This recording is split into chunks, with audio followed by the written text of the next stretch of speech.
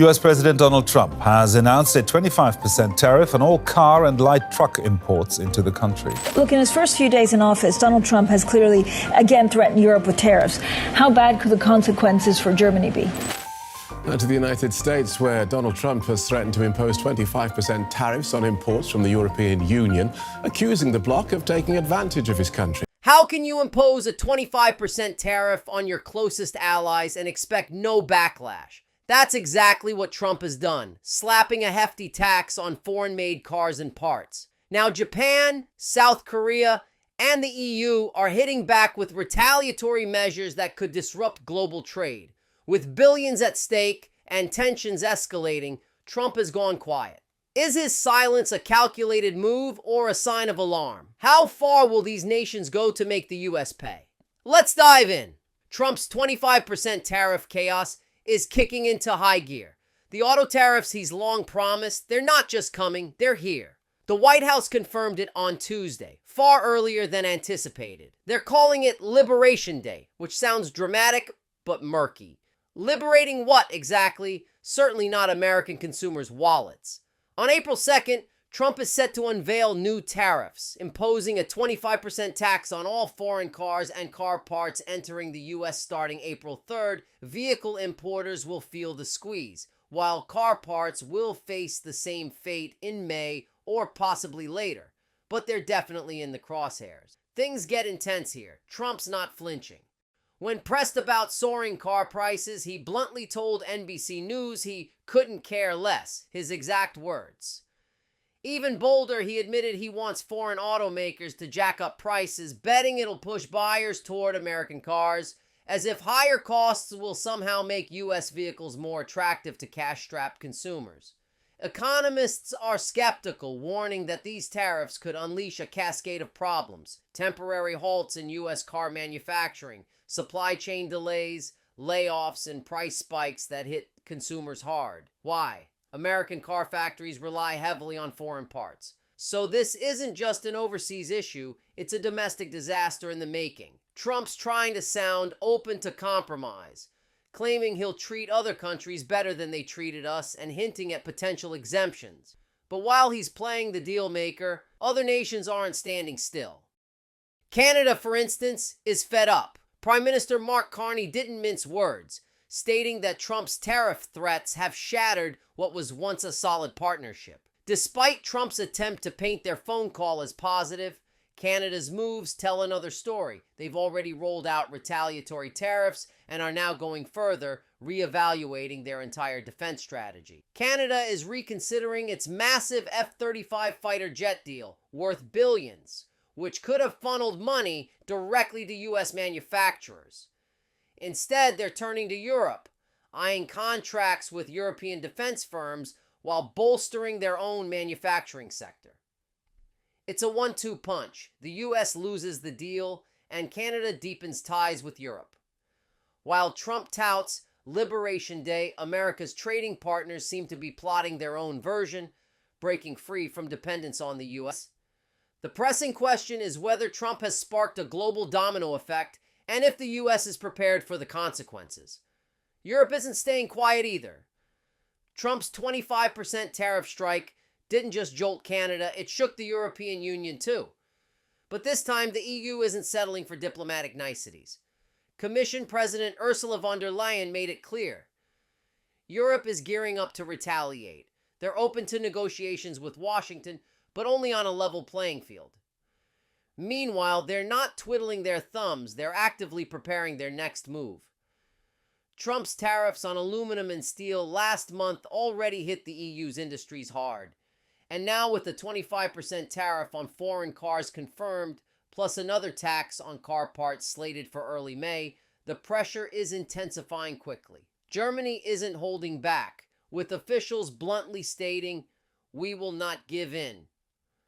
They're pushing for a strong, unified European response, viewing this as more than just a trade dispute. It's about standing their ground. The impact goes beyond inconvenience for car makers. It's potentially catastrophic. Bloomberg's analysis paints a grim picture. If these tariffs persist, Porsche and Mercedes could see their projected operating profits slashed by a quarter by 2026, a massive financial blow. Car makers face two tough options: either hike prices, putting luxury vehicles further out of reach for buyers, or shift more production to the US. This could lead to job cuts and factory relocations in Europe, and EU leaders are livid. France's president didn't mince words, slamming Trump's tariffs as pointless and inconsistent. It's not just France. Other major global players are gearing up for retaliation, prepared to counter with their own tariffs.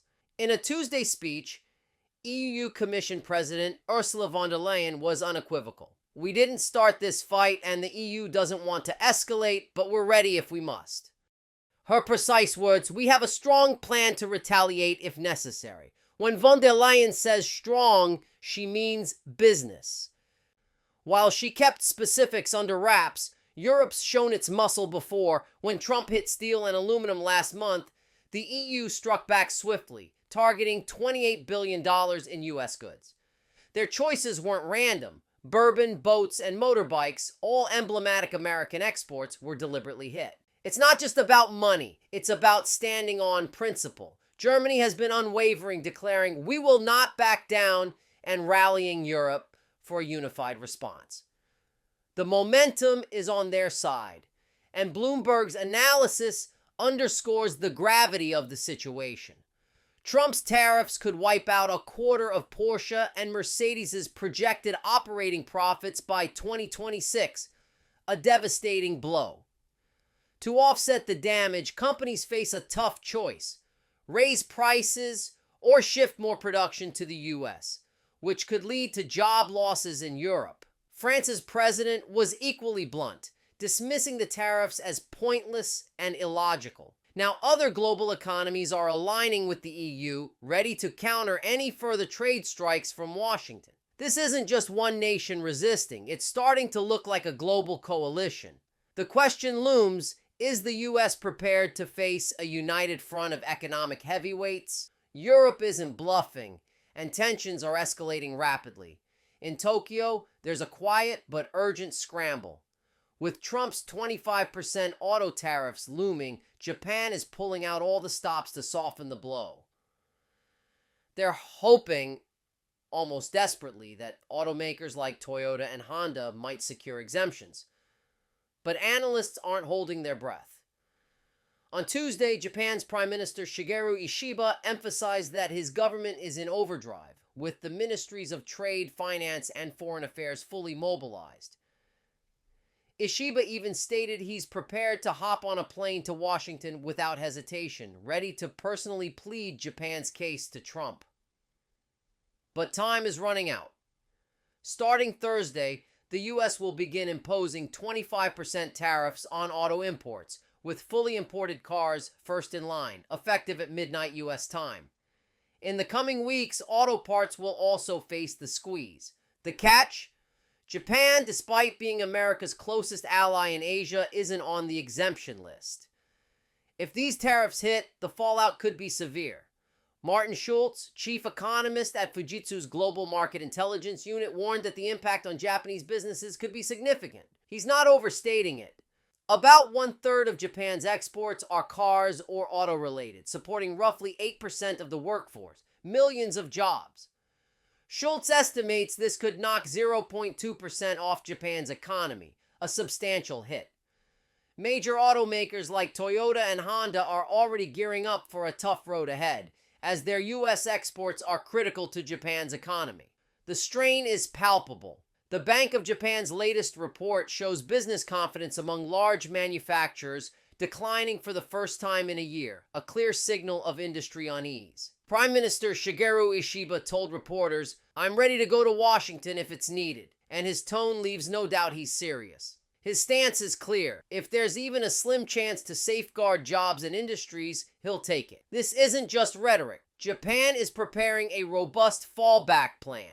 The government is launching 1,000 consultation centers nationwide to support small and medium-sized auto suppliers facing the tariff shock. For businesses hit hardest, especially those struggling financially, the government has pledged to step in with aid to keep them afloat. The pressing question now, will Trump even entertain a discussion, or is Japan, despite being one of America's staunchest allies, about to bear the brunt? In an unexpected move, China, Japan, and South Korea have come together for their first trade talks in 5 years. These nations have long been at odds, grappling with disputes over territory and historical grievances, but Trump's tariff threats seem to have sparked what years of diplomacy couldn't: a united front. The catalyst? Trump's vow to roll out more tariffs starting Wednesday, a day he's dubbed Liberation Day. With the U.S. turning up the pressure, these Asian economic giants realize they can no longer stay on the sidelines. Historically, the three have relied heavily on U.S. trade despite their strained ties with one another. Discussions for a trilateral free trade agreement have been ongoing since 2012, but political roadblocks always derailed progress. Now, with Trump's tariffs on the horizon, the dynamic is changing. After their meeting, the three nations issued a joint statement committing to work closely toward a comprehensive, high-level trade agreement. The aim is to build a stable, predictable trade and investment landscape across the region. South Korea's Trade Minister Ahn Duk-gyun put it bluntly, with the global economy growing increasingly divided, it's time for these nations to act as one. This isn't just a fleeting partnership, it's a bold strategic step. The trio has already planned the next round of talks in Japan to keep the ball rolling.